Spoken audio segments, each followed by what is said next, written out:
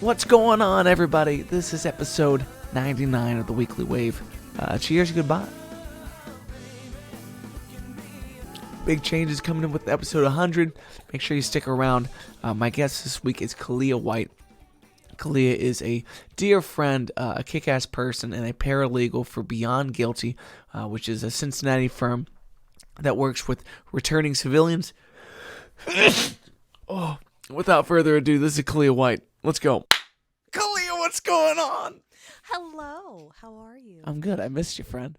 I know, it's been a long time. It's been too long. Yes, it's been a hot minute. Yeah, the but last time I saw you, we were on stage, and I was throwing money at you, and you were getting mad because I kept throwing money at you. your money's no good here. I've told you that from an early age, like we need to be past this, and it's kind of degrading to be throwing cash at, I wasn't, throwing it. I was politely putting it down in front of you because you had an open case for money to be put in. You can tell that you work in a legal facility because of the way you rephrase that. You're like, I have no liability here. I'm getting out. Look, just because I have a Magic Mike fantasy I'm trying to paint to the people's mind doesn't mean you can just take it from me like that. You're like, yeah, I was probably at a Kroger's playing. Okay, not as romantic as you might think. But a great place to strip if I was going to choose. It was definitely the fishbowl. The fishbowl! That's my perch, you know what I mean? Like a little 2x2 stage. It's sweet. When was the last time you got out and sang?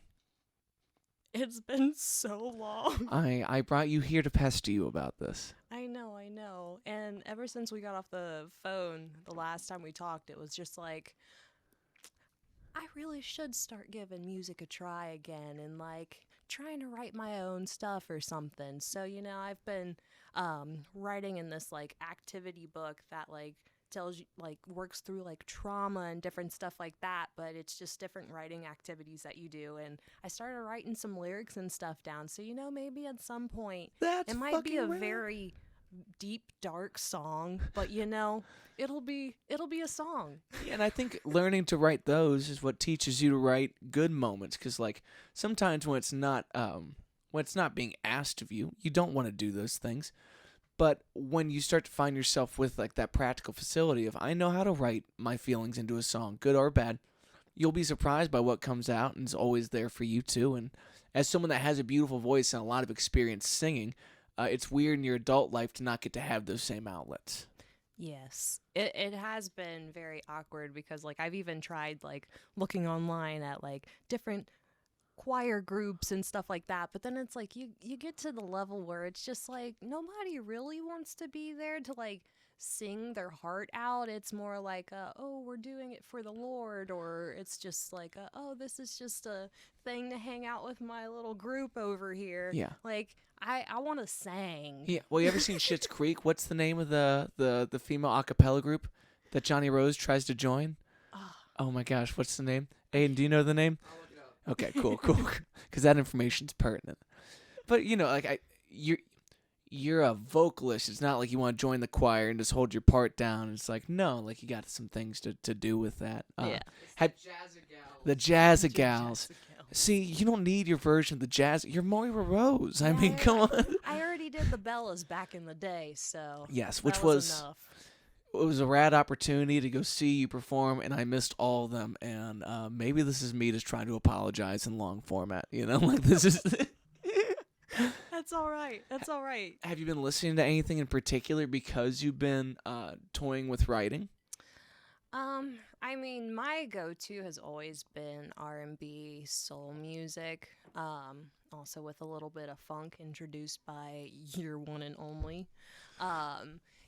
So I always go for the stuff that it actually tells a story, that it makes you feel something. It's not I'm depending on the beat, those different types of things like that. So I think that's a crucial part of music, and that's something that needs to be key and stay in music. Yeah, and I think in our own life trajectory, it's nice to be able to put bookends on things and look at that story as a third party, because what you go through in life is hard to process in the moment. Mm-hmm. If you look at it every time you sing that song, you really get to digest the experience a little more.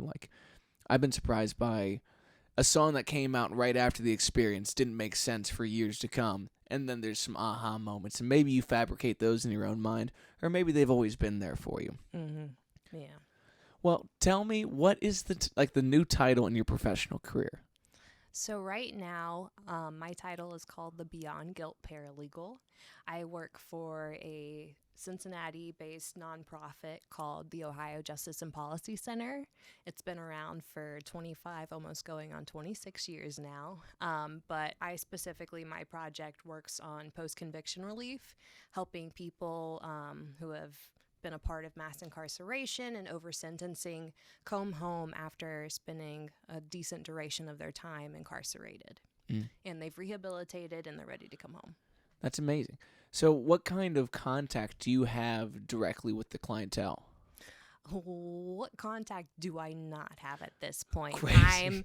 I'm basically the middle person between everything between the project, the prisons, and my attorneys. So I am the one who receives the applications. People send us letters if they're wanting to request our help. The project started in 2019. And so ever since then, we've received like 3,000 inquiries. It's a statewide project, so it's a very heavy need for this kind of work because we're not the Innocence Project. We specifically work with guilty people. Sometimes we come across a case or two where they maintain their innocence, but they've still done a decent amount of time. But I do the letters, like sending JPAs, stuff like that back to them. But I also am in the prison visiting our clients along with my attorney. And then also I'm in contact with our release clients as well. So I do weekly phone calls, just doing check-ins saying, hey, how you doing? Like they know that my tone of voice changes. Like they're like, you always say bye when you hang up. And they're like, that's like consistency that I need. And I appreciate that. So it's like, it's an awesome opportunity for me to just be involved for once. That's really interesting the way you talk about, like, you kind of develop a character of comfort for people depending on the position. Your relation to the attorneys can be so different from your clientele. But being such a positive person, being such an empathetic person that brought you into this field, I can't imagine how you continue to keep up with that. But it is one of the reasons you appeared in this sphere of things, because you have a power within you to give to people. Yeah. It's definitely emotionally draining at times because you're dealing with a lot of trauma. All of these people who have been impacted by the criminal legal system, even outside of the criminal legal system, struggling with poverty, not having your parents around, different stuff like that. Everybody's been impacted in some way and has had some form of trauma that's going to take a toll on you, especially if you don't talk to somebody about it. And a lot of clients that we have, they're dealing with their mental health and they're working on being in recovery, those different types of things. And, after listening to so much of that, at the end of the day, it's like, I really need to take a step back and, find something to take care of myself and enjoy the moment. And one of the things that kind of like rejazzes everything for me is just when we have our releases, when I get to go up for a client who's coming home that day. I've been to 3 last year and 1 so far this year. And like each time it's just a great opportunity because no matter if I came a little bit later after we started working on their case, they don't care. You showed up and they're so appreciative of it. They'll thank you for doing everything when you literally just showed up that day, So it's just a great opportunity to that's where my passion comes from. And that keeps me going. And it wants me to keep fighting this good fight and help bring more people home that deserve to come home. I can't imagine what the difference it makes to be one of the few people that are present on that first day out, because I'm sure you've heard a long list of questions about what is that day going to be like for me as people approach, and the idea of reintegrating seems like it's a 50-step process. Do you continue to work with these folks as they enter back into a normal day-to-day life? Yeah, so that's kind of one of the things that we've done in the past, but also something I've kind of taken upon myself a little bit more, especially the people that I saw come home back in like October and like September of last year. I do those weekly check-ins with them, just calling them, seeing how things are going, or if somebody's struggling with trying to, find employment or dealing with a housing issue. I had a client who called and she was like, "Hey, in my apartment, the wiring's done all wrong. And every time I'm in the kitchen, I'm getting shocked." And I'm like, you know what? We need to take care of that.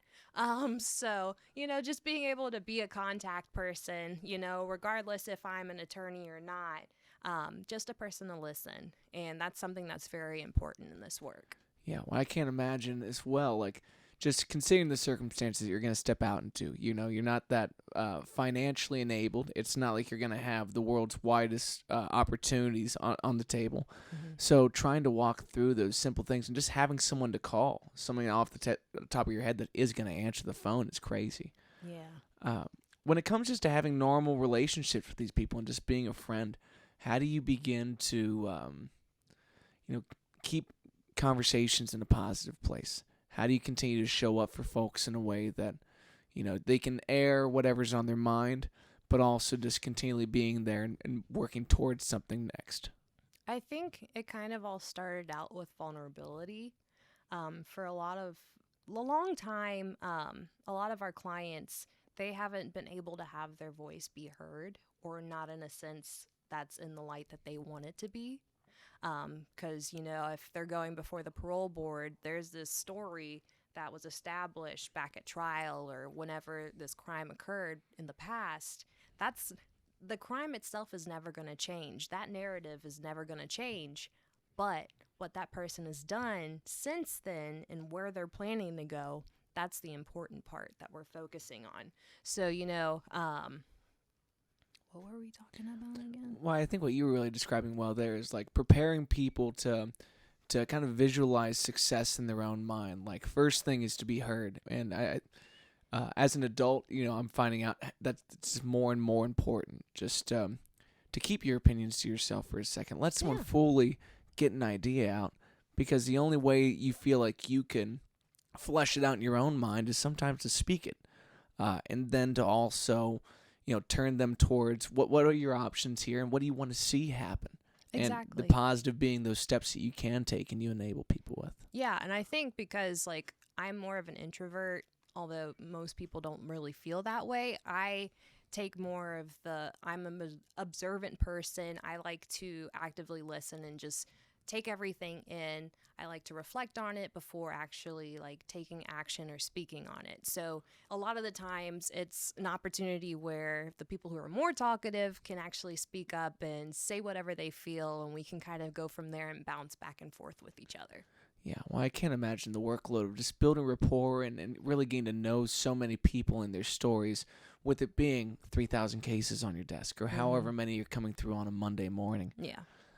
What's been your process of getting to know people and documenting well for your own sanity?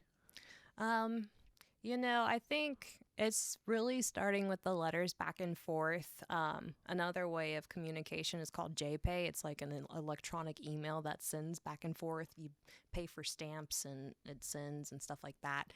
I've got a client where whenever he JPays me, I've never met him in person, but whenever he JPays me, he sends me his mood. He sends me a song. That's his way of communicating. So I'll always take a listen to it, and then he wants me to send him a song back. Just building rapport in small ways like that, it means a lot to them. Yeah. Well, do you have a favorite song he's ever sent? Oh, I don't even know. I was the other day he sent me an Adele song, and I forget which one, but whatever I sent him 4 songs back, and he was like, I can tell that you're a free-spirited, genuine person. I was like, I worked really hard to pick those songs because I didn't want you to judge me harshly. I'm glad it came out that way. I'm like, little did you know, I spent at least 30 minutes scrolling through my phone trying to find songs. Well, yeah, you do have he's a limited audience, It's not like everything's going to be relatable, so you have to pick well. Right. Have you listened to that new Adele album? I have not. I got it on vinyl. You should borrow it on vinyl. It is. Well, Em has it on vinyl, but I'll convince her to let you borrow it because it's so fucking good. I mean, It's like I have been building my vinyl collection Mhm. since COVID started, actually. So, yes, I I think- need to invest. I've really been in a good place where if I'm gonna dive into any musical bit, I want to hear the 40-minute, 50-minute version, and I want to grow that to the point where I'm happy to sit by my record player and put headphones on. Like that's an old practice, but it seems like it's a real present way to enjoy the music. And if you can't Yes. get there, then there's a question of your attention span. You know? Exactly. And it's like, it's a great opportunity for me to just like throw it on, play some music around the house while I clean up or dance or do whatever I feel like doing. Yeah. And it's like, all right, now it's just time to flip over and start all over again. Like, it's an awesome opportunity to just like sit back, relax, and just have some fun. Yeah. When also you mentioned the flip, like the flip is the coolest part. Like you hear it scratch off, you're like, oh, it's my turn. Like It's like, oh my God. Just do some ASMR there, pull them asleep. exactly. That's gonna be the clip. It's Yo. What's the, as a younger person who only listens to one song off an album, what's the advantage of listening to the whole thing through? What I love about listening to the whole thing is like, it's how they would have shown it to you. I've been talking to a lot of artist friends that like, your sequencing doesn't matter that much because you my friend Kalliah would look at my catalog and say like, there's a couple of these I like more than others.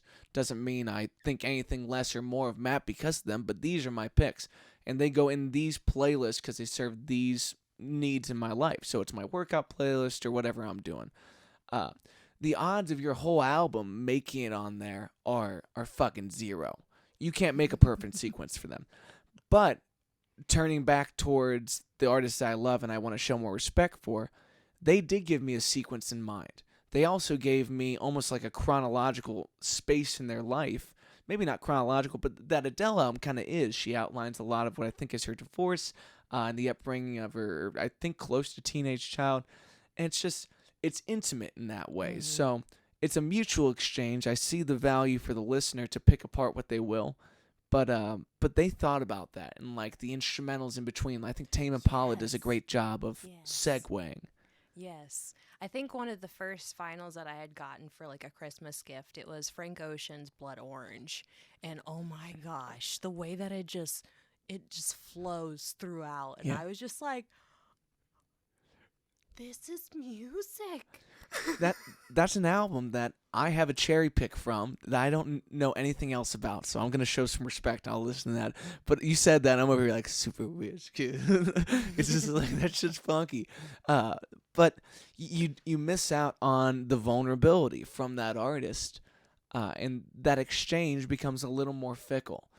That really makes me just feel like so much of our exchanges in life are fickle. You know, like when I meet a bartender for the first time and I'm assuming I'm only going to work with them tonight, when I ask them to fill up my water bottle, if I don't go the extra mile to say something stupid or ask something real or just fucking be there, then you're not going to remember their name, you'll barely remember their face, and you've missed an opportunity just to be a person again because we're all on to our next thing. We keep such long checklists for ourselves. Like, how do you organize your day-to-day in your desk? I think one thing is I like colorful Post-it notes. I like to check things off of a list and then I just crinkle it up and then I throw it away. It makes me feel amazing. Like I've done so much with my day. Mm-hmm. I also use my Outlook calendar a lot. Nice. I even like schedule other people's meetings on my calendar just so I know where they're at. It's lovely. I can't even imagine that without seeing the calendar, and I think you're stalking people. But that's an issue for you, not me. I love that you're getting J buckets. Ask me to schedule their visits. Okay. I was like, I think Jenny's at the dentist, and it's not good. it's not good. I like just scooping buckets and toss them. Like I use Trello just so I can drop cards when I'm done with it. Because there's something about scratching off or just like really owning the fact that task is done that feels better. Yes. And I think also with like tell me about the long-term trajectory of some of these clients and just like how you manage that over how many years you've been in the field? So originally, before I was an intern in 2019 at OJPC, so I started there just doing little stuff. I created a newsletter called the Debrief, and it was like a briefcase. It was so neat. I felt so cool. I was like, this is legit, and it still gets used. And I was like, oh my gosh, it's so exciting. So did you do that the semester after you had your Xavier experience? This was my Xavier experience. I got placed at OJPC, and that from that experience, I was like, if I go to law school, then I could be an attorney, and I could be one more person to take on a case. And then I took a couple years working, and then I spent some time at the public defender's office, and I was like, I don't want to be an attorney. Yeah. I was like, I like being a support person. I was like, maybe even get involved in social work or something like that at some point. But it's just, I ended up back there after I left the public defender's office, and it felt like home. Having an opportunity to grow, do all different types of things like video editing, and be putting together an exhibit that opens in less than a week. That's something that I never expected. It's going to open up in Columbus. I'll send you the details. Yeah, please do. It'll be awesome because it's our Beyond Guild exhibit. It's features different films of some of our clients that have come home. I think it'll be up to 13 videos. And I took some pictures of clients. It's pretty neat. I just get to do a whole bunch of stuff. Yeah, and you've always practiced photography, at least in a hobbyist sense, right? Yeah. I did a little bit on the side, after college, and then after COVID hit, it was just all right, I'm not gonna focus on that right now. That, and my mom took her camera back, so Fair enough. I didn't feel like buying my own. It's crazy though when someone like yourself who has artistic outlets, and many artistic outlets, can be in the office and digest those things over a time and turn it into aspects of a company's output that feel genuine, sometimes feel light, sometimes feel heavy, and have beautiful gravity to them. But someone just needs to be willing to do those extra aspects of it. And there's not many folks in life who are down for that. Have you always been the person that goes 10 over 100? Yeah. I've always been an overachiever. Fucking nerd. Nerd. Well, it's all about control. I have to be in control of the thing. So I'm I have to get this right, and I'm going to make sure it's right. But, Yeah. I'm also the person at the same time where, I felt in the past at different jobs that I wasn't getting enough feedback. Things could be better, but, you're just not taking the time to actually, look at it and tell me that. You're just oh, that's great. Keep doing what you're doing. And I'm I really feel like I spelt at least one word wrong in that. You didn't even acknowledge it. Yeah. Versus something like this where so many people have eyes on you doing your job at an excellent way because they're so invested in what's happening there. Yeah, and I like that I kind of get to be a positive person and go-to for different people, even if they're just walk-ins in the office. They're I have no idea where to go. Nobody's listened to me. There was one day that, one lady, she came in. Unfortunately, I wasn't able to, assist her, but I was able to point her in a different direction. And, she had all of these documents ready. And she, handed them to me. She was telling me, explaining everything. And then afterwards, she just paused and started crying. She's like, you're the first person to even look at this stuff. She's like, I've had all of this ready, but nobody will look at it. So it's different stuff like that where it's just being able to be present. And, at the end of the day, I always put on a smile because, not everybody has the energy to do that some days, Yeah. Well, it's a lucky shot to walk out with your documents one day, get turned down, actually find somebody. When you look at folks that fall in the category of displaced, regardless how it be, if it's homelessness, if it's incarceration, or if it's immigration, it's that 5 to 10% of the population really get caught in the cyclical side of things. And it takes someone like yourself to just lend a hand to stop the spin out and start to evaluate where you're actually standing with things. One thing that I can't imagine that you deal with is just the conundrum of guilt for a lot of people. You can sit in a cell every day for 25 years and never come to terms with someone saying what you did was incredibly wrong, and here's your consequence. And you come out and you're supposed to feel like an okay person, doing a beginner's job and starting to work your way up. Like, there needs to be some enabling the confidence of people. And I know that's something that you've done well for me as a friend. And I know that's something you do well for folks. But how do you begin to build back someone's confidence as they approach the outside world? I mean, it takes time, and it starts even with going before the parole board, especially if people have been flopped year after year, decade after decade. Like, they can be flopped up to 10 years, like a 10-year gap before their next parole hearing. And when you say flopped, they... Denied parole. Okay. Yes, but we just call it flop. Yeah. But, like, starting there, like, I've had one client, he was flopped 6 times before being granted parole. He spent 44 years in prison for something he didn't do. He was 17 years old at the time he went in, and he's going to be 62 years old this year. So he's somebody that, like, I have near and dear to me. Like, we talk weekly because, it's a hard adjustment for him. Like, he's trying to take care of things, but he's older now, so it's harder for him to find work and, like, take care of business. Like, he doesn't text. We always talk on the phone, like different stuff like that. It's a whole big adjustment, and you got to take it one day at a time. And my motto is it could always be worse, at the end of the day. And you're not in prison anymore. You're at home. You have your own place. There are lots of good things around you. We just have to find them. Yeah.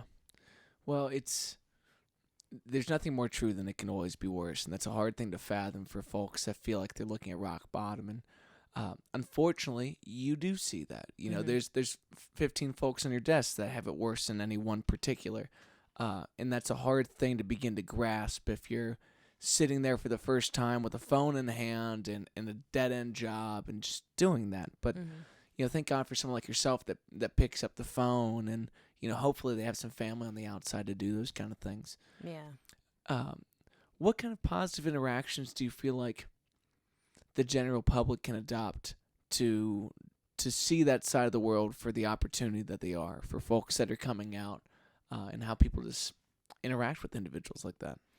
I think it can first start with labels. Not calling somebody an ex-felon or a felon, they're a returning citizen instead. Just changing the stigma around people who have been incarcerated in the past or have a criminal record. No, you want to be seen as more than the worst thing you've ever done. And, start by looking at them as a human being and not what is in the past. Yes, they already carry that guilt. They don't need that constant reminder. They're trying to move forward with their life and actually help others. So, just starting with being nice, because there are too many people in the world that are just mean. There's not enough time in the day to, just mope around and be upset. What's the point of that? Mm-hmm. Like, where are we going to enjoy life at if everybody's just going to be angry all the time? It's an interesting question. Some people live such angry lives in particular, and I think we all have a need to progress, and sometimes we progress at the wrong things, and one of those things is just being a dick. Like some people are awesome being a dick, and you're like, wow, you were well versed, my friend. But I think you said something really brilliant in there, that like everyone wants to be known for more than the worst thing they've ever done. People want to be known for the best thing they've ever done. Right. And especially individuals in that category never get asked that kind of a thing.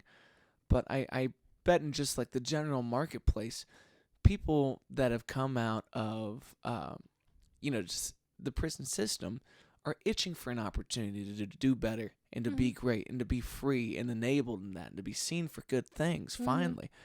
And if employment opportunities don't appear for these folks to succeed, then you've cut off the American dream, what we're all made of, which is just mobility to get better at what you do, to kick ass in that regard. Yeah. And that's kind of what you pointed out a little bit, is what we call collateral sanctions. There's over like 200 different barriers that people with criminal records come across upon reentry. As far as employment goes, housing, all these different things that there's hurdles that they have to hop over, or something that whenever they think that they're taking two steps forward, it's really one step back, different stuff like that. And so that's one of the things, as far as our policy stuff goes with our organization, we're really pushing for this year is doing some type of awareness, trying to make some change as far as legislation goes for impacted people. Yeah, I can't imagine the conundrums with legislation being passed when there's no money behind this. It's like this, lobbyists go to places that make profit, and there's not a lot of profit to be made in this category. But there is in like human ROI. Like if you took the folks that are sitting manpower in the prisons and gave them something to excel at that they were happy to do, we'd be amazed at what could happen with the GDP of the country. But that's one of those things that's so meta. You're just looking for 5 to 10 jobs a week to point guys in a direction of and say, hey, maybe this will be your shtick. Maybe this will fit well for you. Like, how do you begin to prep people to go into the job application process and find a niche for them? I mean, there are some resources out there. Cincinnati Works is an example locally where they have different job readiness classes that they can provide to people to prepare them for work. Different organizations have different classes and programs that people can use. And then also like temp to hire work as well as like a good starting place for people to eventually be hired on, or if they don't like it, they can always find something else. But like currently I have one client who's incarcerated where the most that he's making is $12 a month. So yes, they don't make a whole lot in prison. And that's one of those really weird looking legal aspects where they can pay someone $0.25 a day, Yes. to press license plates. Like, how the fuck does that get by? I have no idea, and it's a big problem. It's slave work. Is that mainly in privatized prisons where No. even in public they can? Mm-hmm. And so explain that from like a manufacturer's sense. Someone is reaching out to the resource of the prison to do some kind of basic manual labor. Yeah, so like they'll make license plates. The women's prisons will make like Ohio flags and stuff like that. Different like little minuscule stuff that you don't really think about, but yeah, it's probably made in the prison. Mm-hmm. Yeah, they really don't make much at all. And especially it depends on their security level too. Like if they're a higher level security level, they'll make less money. Interesting. And for the same work. Mm-hmm. Now that is compared to it being probably outsourced outside the country to equally slave similar opportunities, which is horrific. But like, I'm sure most of that $12 also gets spent at the commissary for things that are just like creature comforts, whether it be cigarettes or something like that, just living your normal life. No, it's the basic necessities, having personal hygiene, soap, lotion. They don't that provide comes that? out of their pocket because, I was reading something the other day as far as their policy goes, and like you have to go like 30 days without having any money for them to be able to like find you indigent and be able to provide some of that stuff to you.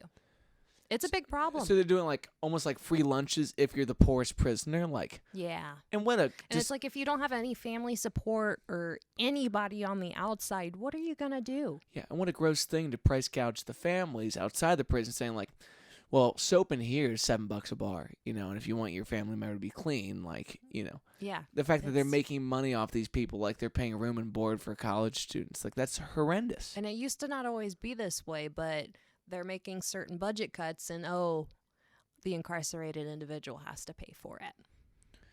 What kind of health issues do folks that are getting out of the prison have from the dietary setup, from the hygiene setup?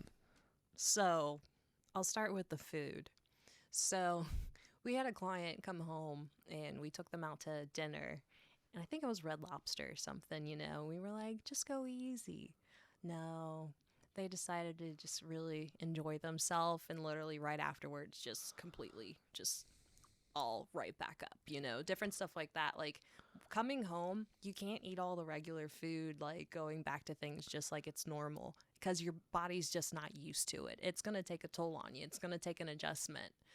We always recommend our clients when they come home that they do a full checkup when they go to the doctor, physical, everything, doing blood tests, all the sorts, because there's a whole lot of stuff that goes on in the prison and the treatment is not that great. So they do the bare minimum most of the time. So like part of our job, we also do human rights in prison stuff. So whether it's being assaulted by a correctional officer or having a hernia in prison, different stuff like that, there's all different types of medical conditions going on. Even incarcerated individuals who are transitioning, hormone therapy, different stuff like that. There's unlimited different issues that they'll encounter because they don't really know that much about it, or they just have the minimum to work with. Yeah, I guess I never thought about the fact that, like, you know, what do they do? An inspection on someone every 5 years if there's a glaring issue? Like, if you're doing a 40-year sentence, like, I can't imagine that you get more than 3 real thorough checks on what's going on with you. So you come out with, you know, a colon cancer you didn't know about, or some kind of issue with your gallbladder. Do you come out enlisted in Medicaid, or do you have to go through that process as an individual with no help from the state? They will help you set that up before walking out of prison. So that's a benefit. But like, even if like you make too much or have like too much left in your commissary, they'll cash that out and not give you like any money to catch a bus and stuff like that. So it's They'll just internalize that cash. yeah. So you have to think like, oh, I need to spend it all before my last day. And Well, no, the money that they have in their commissary that can get cashed out, like on a card. They'll get a pay card that they can use, but like they won't get like a bus, like money for the bus to leave and stuff like that. So Yeah. it's like, it just doesn't make sense, you so know? within Cincinnati, where is the primary prison that folks will be leaving from trying to get to a family member or whatever they can do in the state? So Cincinnati, there's the closest prison would be Lebanon or Warren out in Monroe. Mm-hmm.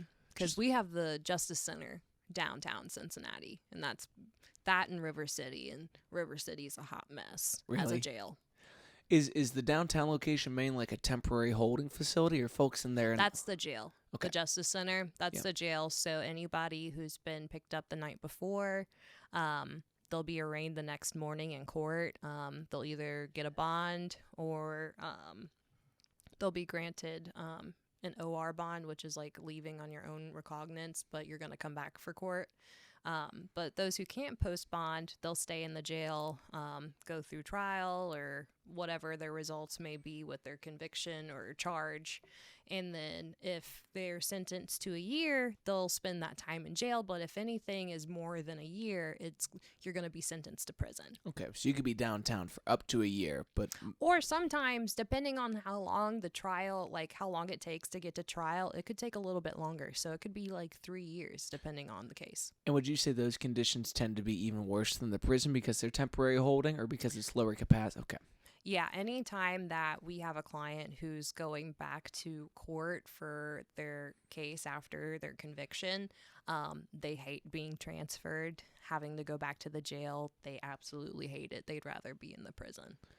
Yeah. Well, and I also can't imagine that, you know, companionship alone seems like such a difficult thing. To have trustworthy friends in a situation where there's new societal rules and there's a lot of variety of issues, to go into a place where you're, again, the new guy just for some bureaucratic shit just seems like a mess. Yeah, yeah. And the jails alone are very interesting.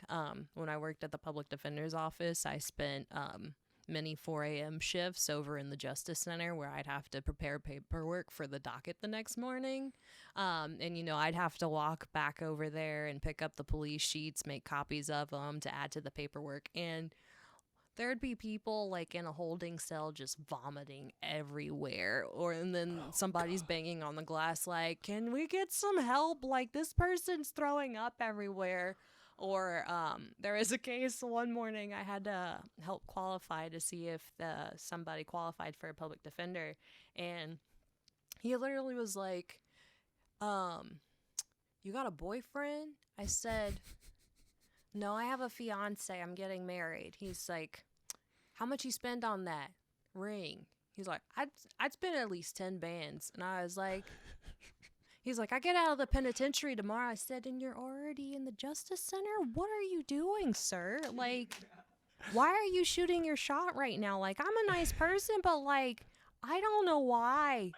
I don't know why. He got down on one knee and proposed. Little does he know that your fiance is a beautiful bodybuilder. You know, it's just like worst case scenario for a dude who's running his mouth. Like, Yes. speaking of, I had a question for you, just based on being with a beautiful bodybuilder. How much has that affected your personal diet? Going in season and out of season with somebody probably Not one bit. Really? Just chicken nugget queen? I can eat what I want. I mean, sometimes Nick tries to make me go to the gym, and like I will, like maybe 1 to 2 times a week. But like he's put together a program for me, so you know that's been nice. You know, going in knowing what I'm doing, but Yeah. at the same time, I'm like, why can't I just already look like muscular like him and skip this whole process? Because like it's just a lot, and I could be napping right now. You know. At least he has an education in it, and you can actually trust his opinions on these things, though. Yes, Because there's so yes. many guys that are probably competing with him who are like, I was on Reddit the other day, and I bought some product, and I put it in my thigh, and now I have a bulging disc. It's like, what did you do? Yes, he does know what he's talking about. How has he been doing? He's been doing good. I'm not sure if you knew, but he started his own online coaching business. Fuck so, yeah. During the day, he works at a training facility working with like student athletes, college athletes. Still over in Blue Ash? Mm-hmm. Still over in Blue Ash. I went over there to work out with a buddy one day, and I had no idea that Nick was working this place. Yes. So I went in there, you know, just like not in my right mind, trying to work out. You know, and my buddy Matt's like trying to push me, and it's like, okay, I have only one person to be embarrassed in front of today. Like, I'll give it my best. And then I get like the largest tap on the shoulder. I'm like, who could this be? And it's Nick, and I'm so relieved but terrified because like I never seen him in so little shirt. I'm like, what the fuck? Is that his lat? Has he been competing lately? No, I think he's thinking. So the last time he competed, it was it 2020 or 2021? But he like took home 5 trophies. Bang! He won overall for the division. Like it was a great show for him. So I think the next time he's thinking is maybe this fall. Okay. Maybe, but I'm not completely sure yet. I can't imagine going into season with something like that. I can't imagine being a partner and trying to be like supportive while like you just live your own normal life. Yeah, it's like, he's I'm gonna over have a there snack. eating rice and like plain chicken, like It's fucking not even gross, using bro. hot sauce like he usually does, and it's just like very disturbing. I'm like, you mean you can't use any seasoning? Yeah. Any of them? I'm like, why? Why? What's going on like with your metabolism? Like, what changed? Like, and it gets to a certain part in prep too, where like he's just miserable, and it's like, I'm sorry, can you eat a Rice Krispie? Like, Can you chill out for a little bit? Like, can we give you something like a popsicle? oh my god. Well, and I can imagine it's also weird to watch, like, you know, as someone preps for the hardest part of their year or their month, they go into full competitor mode, which isn't partner mode. So, like, you watch this dude not only become an animal at the end, like, starving himself, but yoked to the nines, but then, like, does he do the deep spray tan? Yeah, he did it the day of, and oh my god! And you're his like, I've feet never look seen so this. crusty. I took a picture of it too. It was great. Yeah, please don't send that to anyone else but me. I am dying to see those toes. I mean, tell him if he's starting an OnlyFans. Like, I have a limited budget, but, like, I'll subscribe. Yeah, no, and it got to a thing where it was a routine, like each night at home. He'd do his posing routine, which I got to help pick the song. I felt so cool, like That's getting to neat. be a part of his like routine somehow. And like I had to record him pose and do like his routine every night, and we did this consistently for months. And it came down to a T where I was like, you need to move your arm at this certain point because it goes with the beat this way. And I'm like, you're gonna be on point. That's an interesting perspective, though, to have someone that has a musical mind where most of these guys are just like, I want something heavy and I want to look great. Versus you're saying, like, I want you to groove, honey. Like, it's not what they're judging on, but if I'm going to show up for you, like, and you want my opinion, like, this is how it's going to go. So it's a great flavor element to add to that. Yes, I ended up picking a song from one of the Creed movies called "The Fire" by John Legend, and it was great. And like we like cropped it to a certain point where like as he was like getting up from the ground, it was just so impactful that I was just like, yes, you go, baby. Yeah. Like, get it. Well, and there's a weird moment where, like, as an outsider, when I look at the competition days, like the spray tans and just like the vascularness of it isn't the most attractive thing.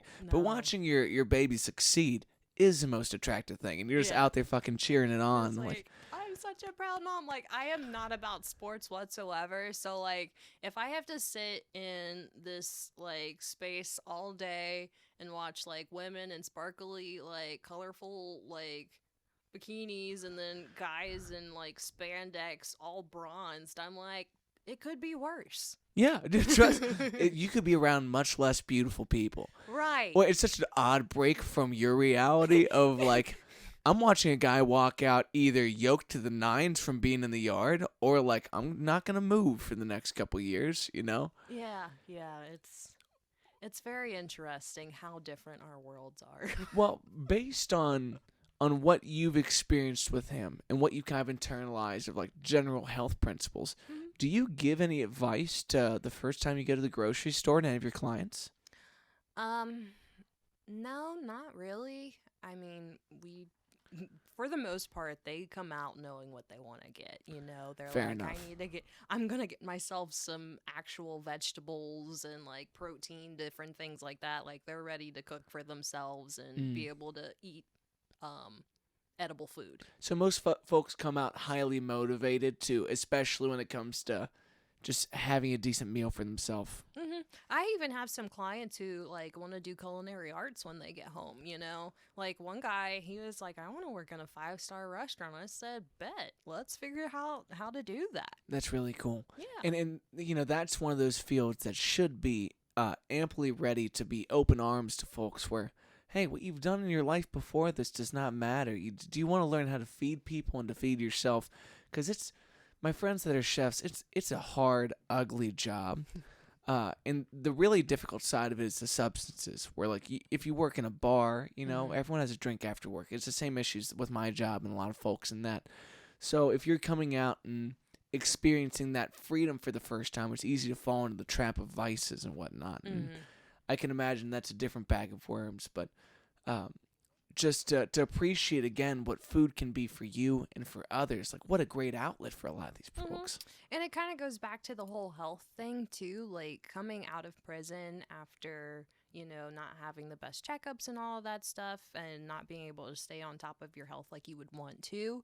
Eating healthy is starting out is one of the best opportunities, just the things that you eat and drink is your body's a temple, so you have to take care of it. So I think that's something that a lot of them want to focus on because they haven't had the opportunity to pick and choose the things that they want to eat. That kind of vernacular definitely comes from a bodybuilding household, though. Like, your body is a temple. Like, but like it's so true. Like, with the yoga that I've been trying to experiment with, it's like this is the one vehicle you get, and it's a meat bag, and.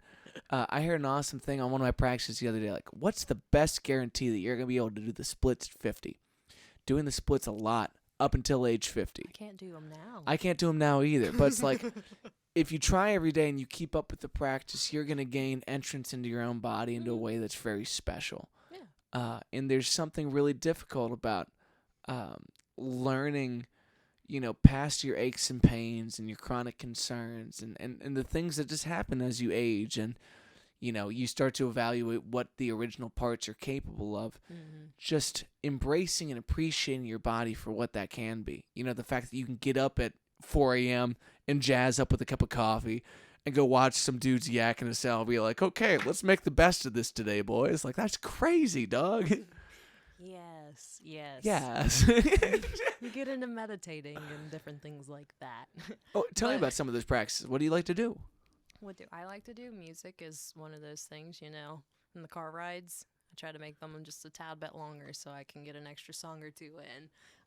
And as a song goes, do you have thoughts to yourself, or do you just listen into the song?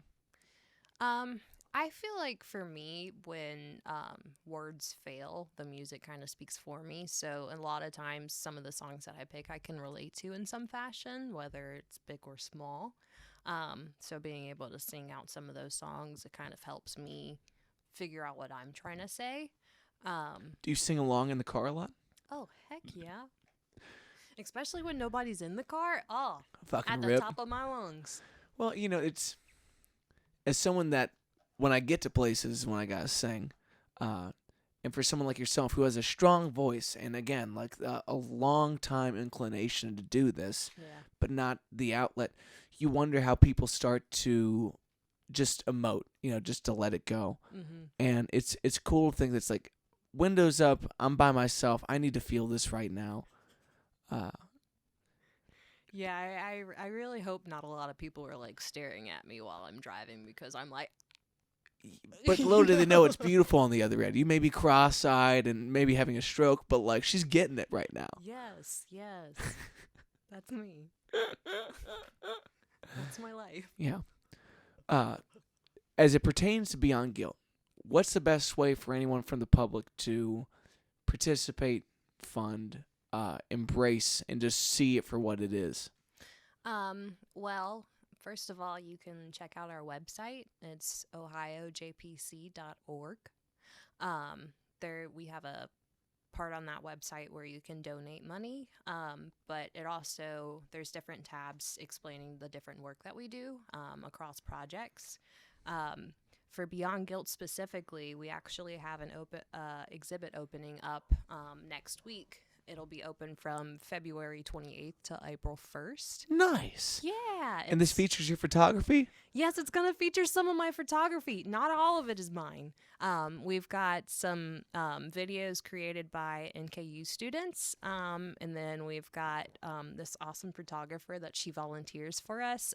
She's done a lot of the photography for it. And it's mostly catching people like off guard in their element, not like forcing poses and stuff like that. So it's awesome to see that. But that's going to be at the Urban Arts space up at OSU. I'll send you the details on it. Yeah, we'll link it below this episode. Yeah, but next Friday we're having a panel discussion for the opening ceremony. So it's going to be from like 4 to 6 p.m. And we're going to have all the videos of our clients playing so people can walk around and watch them. Or there's also a QR code that I figured out how to make that you can scan it. It'll take you directly to our YouTube playlist and you can watch all of the videos there. So it's super exciting and I can't wait for it. Yeah, it's cool to see that side of your world getting opened up into those media contents that you do so well. In terms of just following you, keeping up with any music that you might put out, would you consider that down the line? Sure, yeah. Okay, where should they follow you at? I have not been doing anything social media wise. Okay. Just announcing a fiance and then moving on from there. Yeah, it's like my 1-year annual post. I'm alive, but bye. You know, so many people post everything on social media. I think a lot of my time working at the public defender's office and having to go through Facebook as evidence, I learned that I really didn't want to share a whole lot with the world, and I wish some people would do the same. Are you running your mouth about my daily posting? I will dive across this table. No, I am not talking about your posting, but I could be talking about a whole lot of others. Let that lead vaguely into your insecurities, my friend. Bang it. I think if enough people were busy, then we wouldn't have that issue necessarily. But there's a lot of unhappy couples trying to proclaim their love on the socials, and that's what we're made of, baby. Yeah, I mean, people already misinterpreted the post that I did do of like Nick and I's pictures. I put "we're eloping" And then I put the date as 3/30/23, and people were like, "Congratulations, so happy you guys are married." And I'm like, "Did you not read the caption?" I didn't. That was my first assumption, is that you already eloped. No, I just decided that I don't want to do any of the normal stuff in a usual pattern and, switch things up. Why not do your engagement pictures in a wedding dress in a park that you're going to get thrown out of after the pictures are done, But Blammo, would you share your location indefinitely so that I can try to show up on the elope date? Yes, I'm actually, I'm trying to coordinate right now with one of my released clients. She's actually ordained. So I was like, "Hey, would you possibly want to marry Nikki and I?" And she's like, "I haven't done one yet, but I would love to." So If there's any hilarious thing to do while you're imprisoned, it's to get ordained. Like that's the you could get your GED, you could get a 6-pack set of abs, but if you get ordained, there's business in the outside world. Okay, yes. So that's fucking awesome. either that or we'll be going to the courthouse. So we're doing something very low key, but yes, I can share my Indefinite location. location. It's no big I'll deal. send you my location. Just like It's fine. Snapchat. Dude, Snapchat sends me emails when I haven't opened up shit, and I'm like, don't you think that's a little invasive? They send me too much stuff. I can't deal with it. Like, I hate notifications, especially if it's unnecessary. Yeah. It's why? Big facts. How much money are you making off of this today, That's an my interesting question. case. Who's paying Snapchat? I don't watch the ads. I don't watch non-friend highlights. I barely up. I was gonna say something awful. I'm gonna hold back on that. Yeah, I was gonna say I barely open up the nudes I send people. You know what I mean? But I didn't realize I don't receive the nudes, and it wasn't a funny joke. I'm glad I circled back for this. I really fucked that one up. Kalliah, I love you. Thank you so much for everything you do, but for coming back and kicking it with me for a little bit. Yes, I am having a blast. It's great to chat and catch up on things. All right, Jimmy Kimmel, everybody. Let's get out of here. The Weekly Wave, y'all. Love you, player. Kalliah White, everybody. If you want to learn more about Beyond Guilty, make sure you check out the description below. Follow some of the links. And thanks again for watching. Hit like and subscribe if you dig it. Talk to you soon. Peace, players.